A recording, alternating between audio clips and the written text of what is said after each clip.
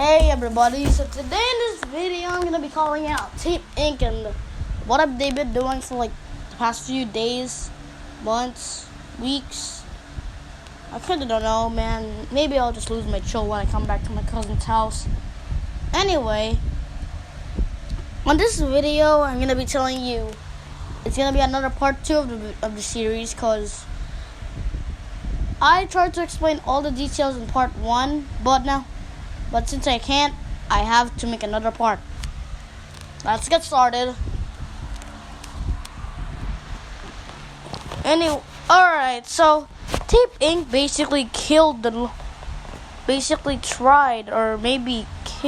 maybe did kill the longest running noontime show. The reason why I think that is because they basically replaced the TBJ with this bulotong, this whole corny this whole corny trio that almost no one even wanted.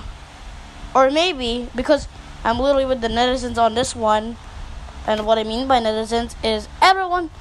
And what does netizens mean?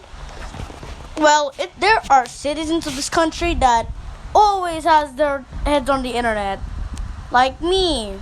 I am a young netizen, cause I literally watch YouTube all day. Yeah, literally. Why? Nothing, Dad. Okay. Anyway, they basically said that they didn't even get a chance by the TBJ, which that's not true.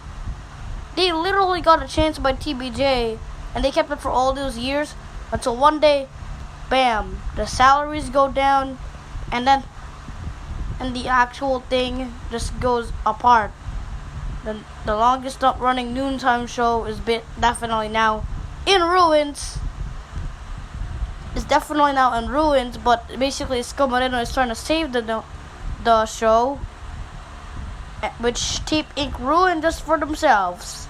So I would say Tape Inc. is the one that's digging up its own grave. Yeah, they're the ones that are digging up their own grave, in my opinion. If any of you guys definitely respect this opinion here, because of how many people that also got mad and sad about TBJ leaving. Basically, I don't know, maybe about that, but they also lied on national TV. Tony was given 20% because he made the show successful.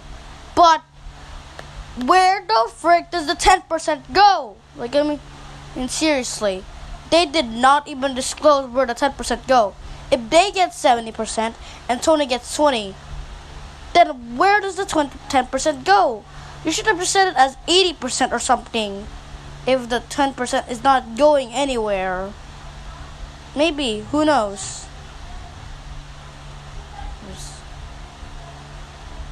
Kinda heard that.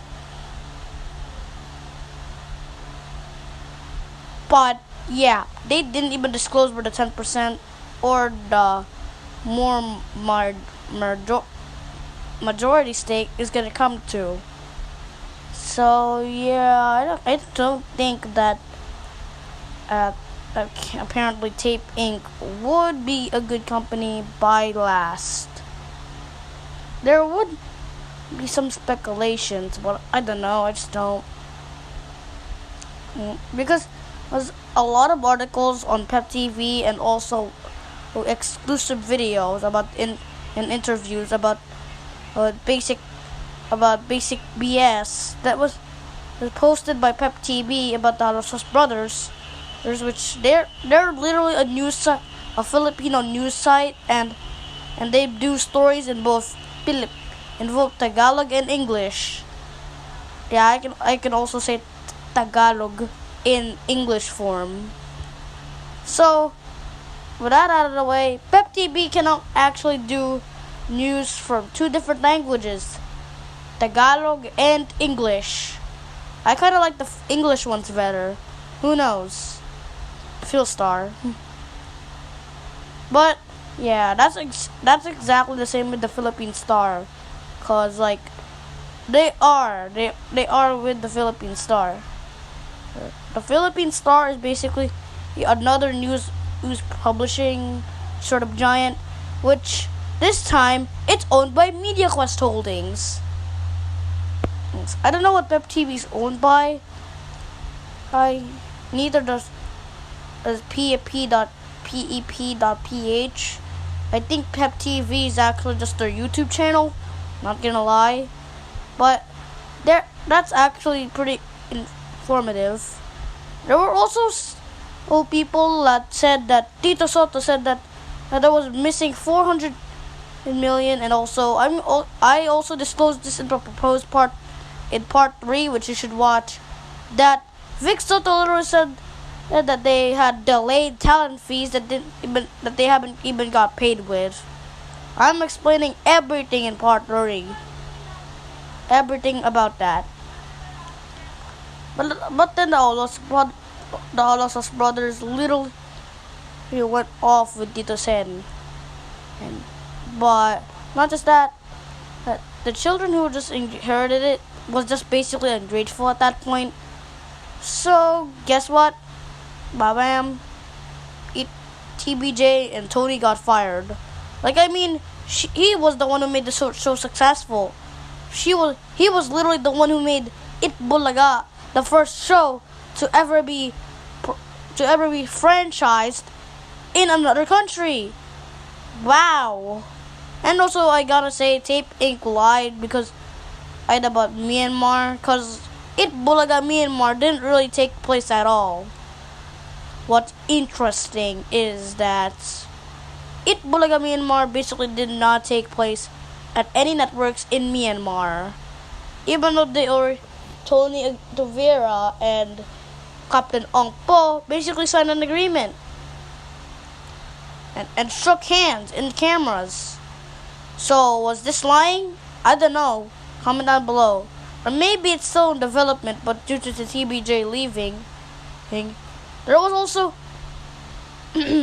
also like some sort of fail. There was also some other franchises that also went off, like It Nata, that it no longer premiered, it no longer made any episodes, even right before the TBJ's leave.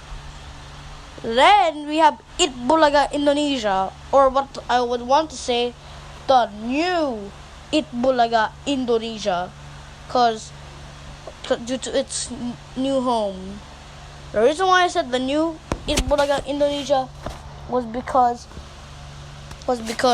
there was 2 homes of It Bulaga in Indonesia, and one of them was ANTV or Star. One of them was ANTV, or what I would want to call it as Star ANTV, because in 2003 it basically was owned by Star. So I have no idea why not to call it that. Like, I have no idea. You guys have any idea of why I should not? Anyway, again, there's always these one companies that sometimes they could do wrong, but the people apologize for it. And Tape Inc. would be some. By laying off good hosts that were with It Bulaga for years, I don't blame them for literally leaving because Chicky Holman would be replaced by, and Richie D. Horsey would later be replaced with Cody Reyes. Duh. And also, right before the show's decline, the new It Bulaga Indonesia, basically, it literally got worse. What I would say that It Bulaga Indonesia suffered low ratings following the leave of Uya Kuya. I thought that Indonesians would basically live without It Bulaga Indonesia having Uya Kuya, but not really. So yeah, apparently more. And there was also some ridiculous stuff that Tape basically did. They literally kept on being quiet, then delayed the explanation to tell everyone, because apparently the Romy Halasos, the John and Seth's and Bullet's father. The reason why I called them John and Bullet was because that's their nicknames, but apparently they went up in prison. What are you doing? Okay. Malang. Dito ka lang. Nah, Para next ka sa charge, oh. alright. Tignan mo yung likod ni Daddy. Matatamagin. Daddy, ganun ka. Oh.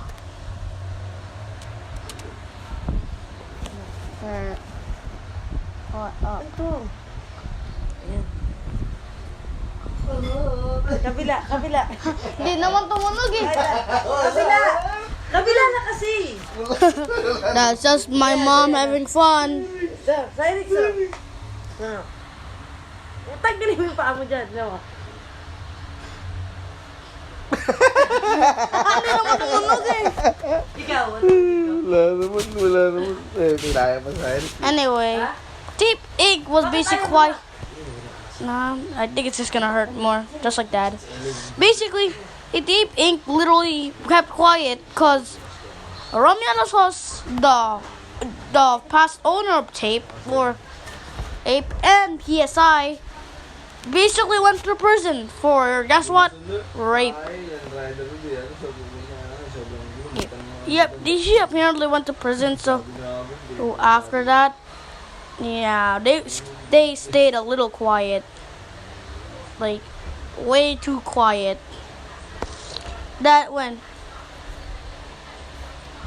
they actually made the interview with Tito Boy, apparently they literally went with everyone went with Tito Sen's or Tito Soto's interview on CNN Philippines. Welcome to Philippines. Frick. No frick. Anyway, hey, my cousin actually interrupted me making the proposed part 1 of the series, so please support me. But yeah, I kind of got a little more information on part 3, so please give it a watch. I also recapped some parts of part 2, that basically no one gave him a chance, blah blah blah blah blah. Even though they got many chances from other hosts. Like Daisy Shete, the hosts of the show who were literally the sex bomb dancers. Really? You could definitely say that they've literally not received a single chance by famous people, but they literally have. Because Daisy Shete first shows, they're talking about that. Because first of all, Daisy Shete was literally hosted by the sex bomb dancers. Connie Reyes on camera was the past. Connie Reyes on camera was basically the past MMK or Maaalala Mo Kaya. It's basically the past revision of Maaalala Mo Kaya, which was hosted by, of course, Connie Reyes, which MMK was hosted by Charo Santos Concho, the ex-CEO of ABS. Yeah, she was CEO for 2006 to 2008. They also got Valiente, Aguila, and probably more. Valiente was basically revived on TB5, so that's probably the reason why they said that.